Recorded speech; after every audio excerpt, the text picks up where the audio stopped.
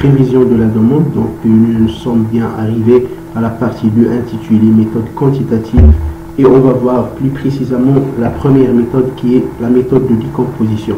Donc nous avons déjà vu dans la partie numéro 1 donc les deux approches de la fonction prévision de la demande. Nous avons parlé de l'approche qualitative et aujourd'hui nous allons commencer à voir l'approche quantitative. Donc la formation sera animée par M. Mourouzine. Alors tout d'abord, je vous invite comme d'habitude de s'abonner dans notre chaîne et d'activer l'alarme pour que vous puissiez voir les vidéos partagées à temps. Et on commence notre formation. Donc déjà pour commencer les méthodes quantitatives, donc on doit savoir un point qui est très important, c'est la représentation graphique. Donc c'est un simple graphe qui nous permet de visualiser ou bien de bien visualiser la demande en fonction du temps bien sûr, et aussi il nous permet d'anticiper la demande pour les prochaines périodes bien sûr à partir d'un graphe très simple.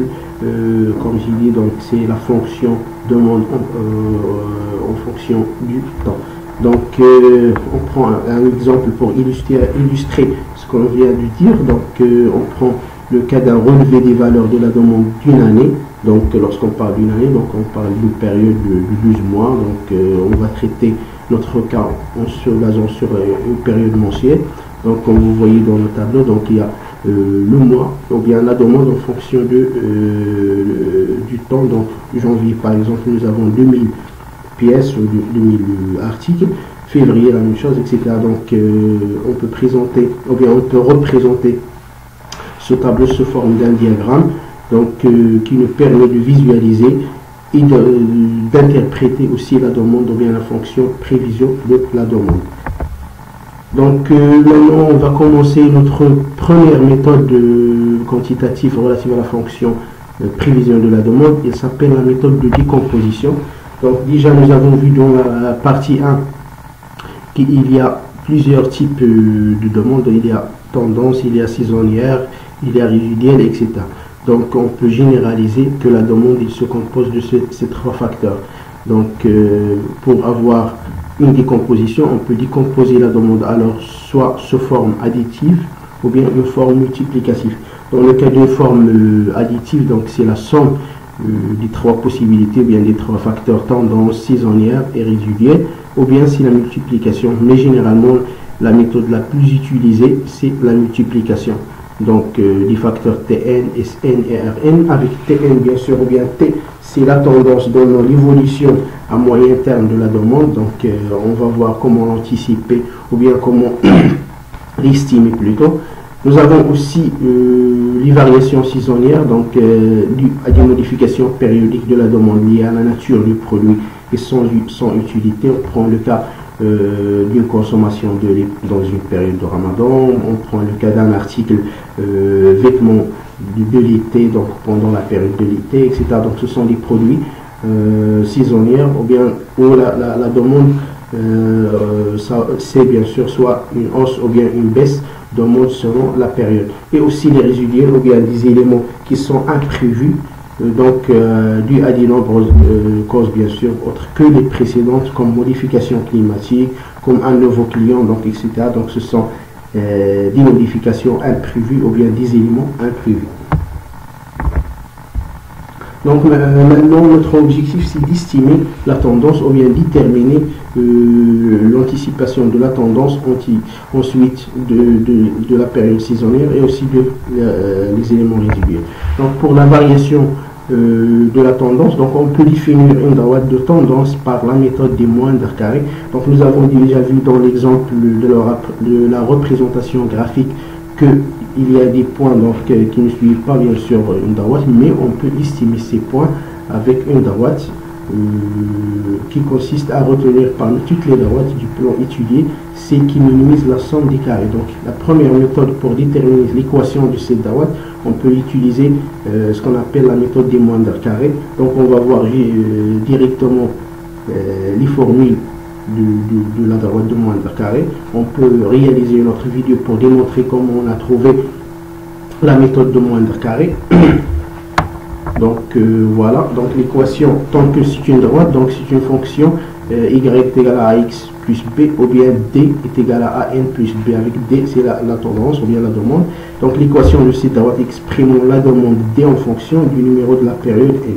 Donc nous avons vu dans l'exemple que nous avons 12 périodes, c'est-à-dire 12 mois, donc janvier, février. Donc on peut numéroter chaque mois avec un numéro. Par exemple, janvier on donne 1, février 2 et jusqu'à décembre on donne le numéro 12. Donc avec le grand N, c'est le nombre de périodes de l'historique. Dans ce cas-là, c'est 12. Donc notre objectif maintenant, c'est de trouver la valeur de A et de B.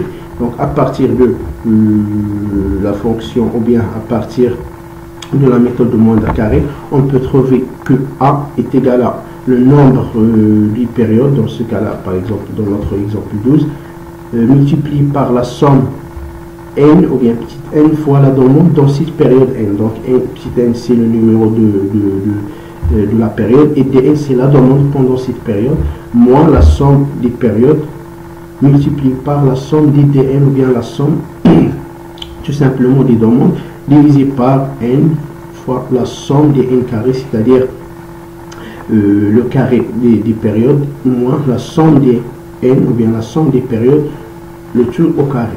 Et aussi, on trouve B est égal à la somme des dn divisé par grand N, c'est le nombre de périodes, moins 1, c'est fois la somme des petites n divisé par n.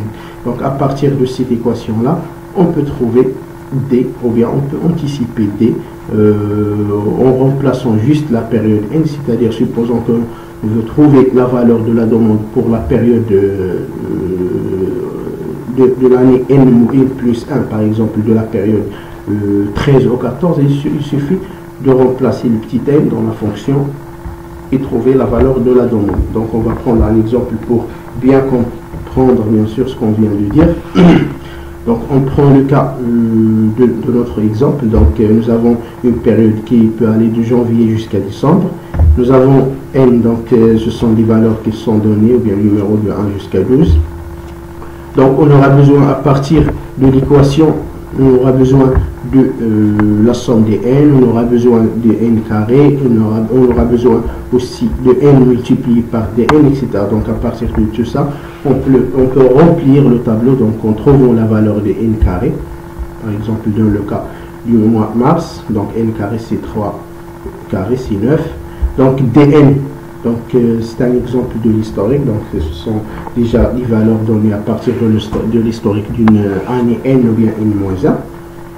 Nous avons la multiplication de n étoile et dn, ou bien n fois dn, c'est-à-dire dans le cas par exemple du mois février, n c'est 2 fois dn c'est 21 000, donc ça donne 42 000. Donc on doit remplir tout d'abord ce tableau pour trouver les valeurs de A et de B. Nous avons ici la somme de n, donc la somme de 1 jusqu'à 12, ça donne 78. La somme des n carré c'est 650 dans cet exemple.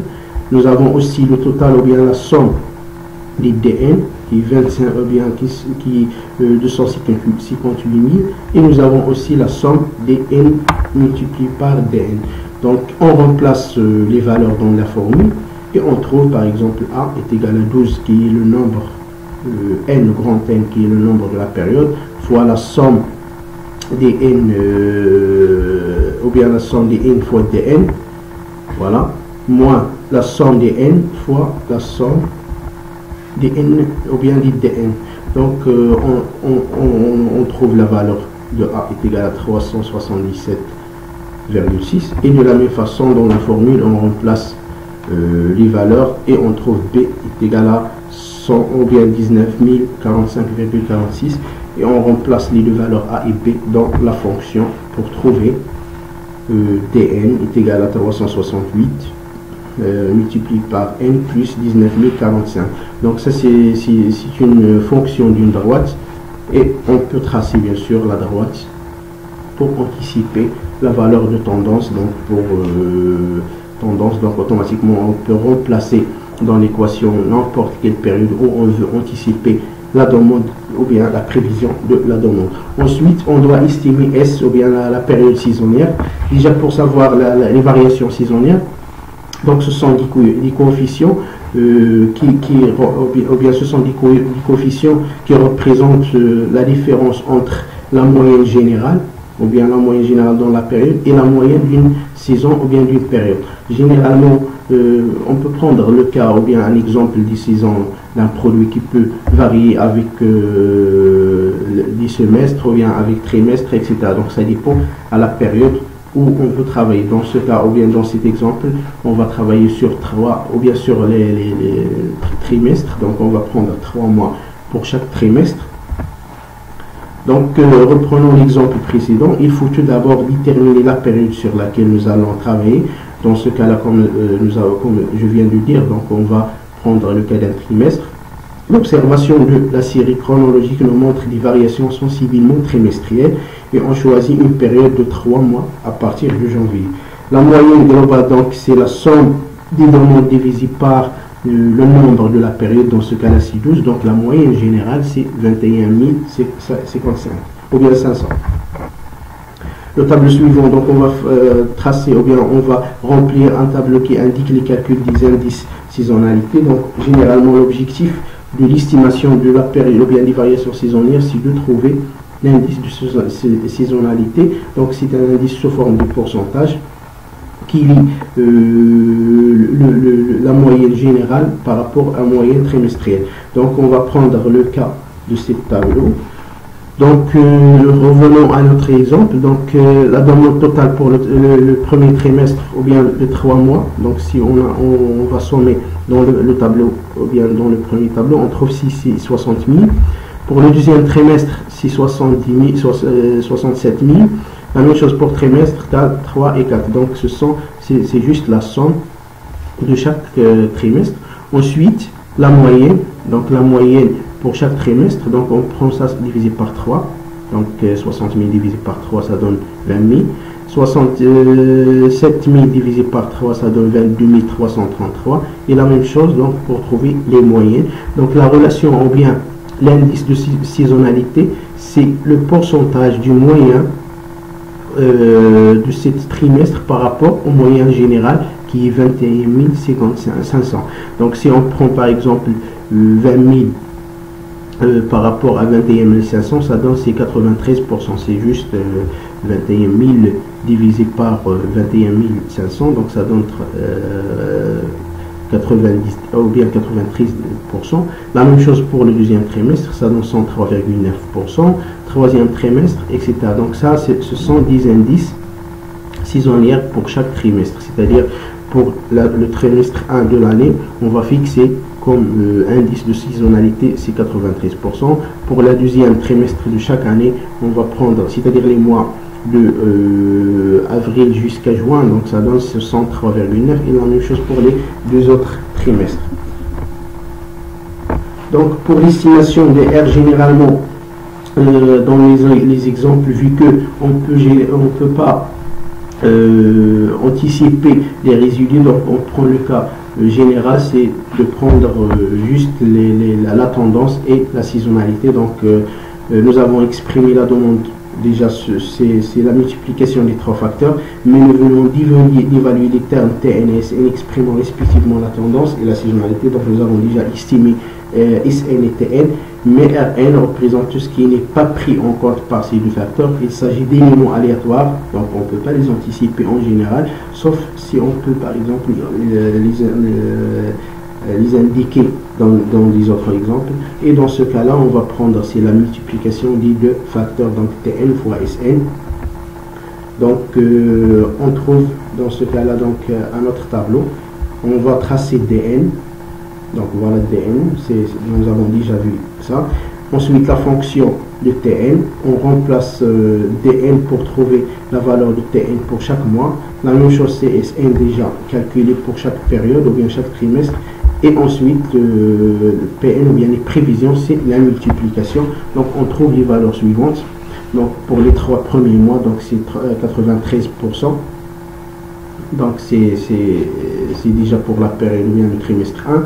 103,9 pour le deuxième trimestre. La même chose pour les 3e et le 4e trimestre de la même façon. Et on trouve la valeur, donc c'est-à-dire pour l'année N-1, donc on peut anticiper ou bien prévoir une quantité de 18 062 par rapport à l'année précédente. Donc voilà.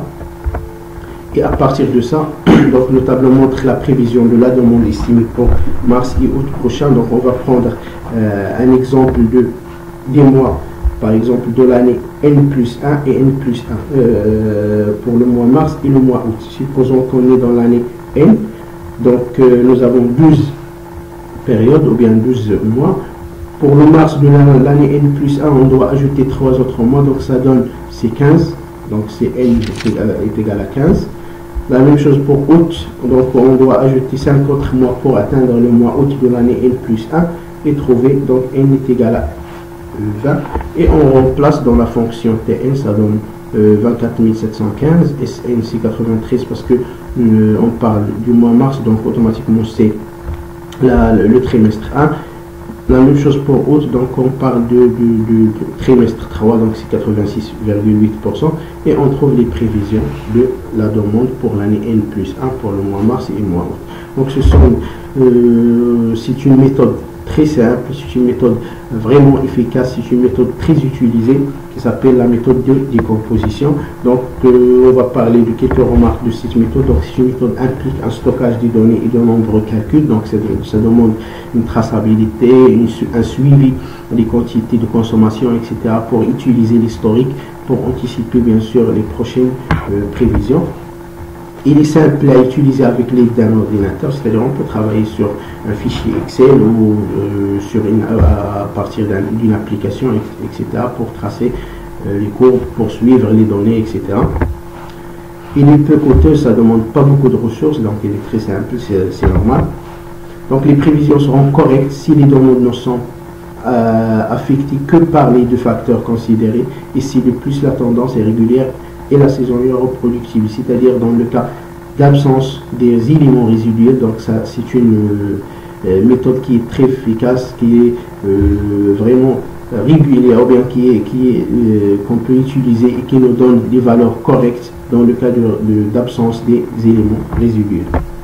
Alors donc on atteint la fin de notre formation d'aujourd'hui, donc de la partie 2. Donc dans les autres parties, on va voir les autres méthodes quantitatives autre que la méthode de décomposition. Donc vers la fin, je vous invite autrefois à s'abonner dans notre chaîne, et si vous avez des questions, vous pouvez les mettre dans les commentaires et je vais vous répondre soit dans les commentaires ou dans les prochaines vidéos. Et merci à tous.